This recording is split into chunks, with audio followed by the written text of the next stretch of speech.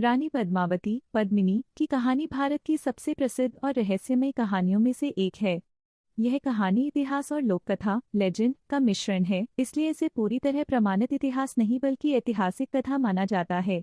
कहा जाता है कि रानी पद्मावती सिंघल द्वीप आज के श्रीलंका क्षेत्र से जोड़ा जाता है कि राजा गंधर्वसेन की पुत्री थी। वह अपनी सुंदरता, बुद्धिमत्ता और वीरता के लिए प्रसिद्ध थी। एक दिन चित्तौड़ के राजा रावल रतन सिंह शिकार के दौरान सिंघल द्वीप पहुंचे और वहीं पद्मावती से मिले। दोनों एक दूसरे से प्रेम करने लगे और विवाह कर चित्तौड़ लौट आए। चित्तौड़ के दरबार में एक ब्राह्मण था राघव चेतन। उसे राजा ने दंडित कर राज्य से निकाल दिया। बदले की भावना में राघव चेतन दिल्ली जाकर सुल्तान अलाउद्दीन खिलजी को रानी पद्मावती की सुंदरता के बारे में बढ़ा चढ़ाकर बताया।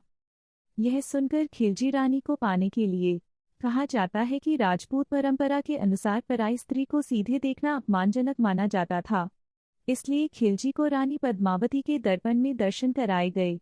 लेकिन उसी क्षण खिलजी ने उन्हें पाने की जिद ठान ली। खिलजी ने धोखे से रावल रतन सिंह को कैद कर लिया। रानी पद्मावती ने बुद्धिमानी से संदेश भेजा कि वह राजा को छुड़ाने आ रही हैं। कहा जाता है कि सैकड़ों पालकियों में राजपूत सैनिक छिपकर गए और खिलजी के किले से राजा को छुड़ाकर ले आए। जब खिलजी ने फिर से चित्तौड़ पर हमला किया और हार निश्चित लगी, तब रानी पद्मावती और अन्य राजपूत स्त्रियों ने जौहर आग में कूदकर आत्मबलिदान किया ताकि वे दुश्मन के हाथ न लगे। उधर पुरुषों ने साका किया यानी अंतिम युद्ध, जिसमें वे वीरगति को प्राप्त हुए।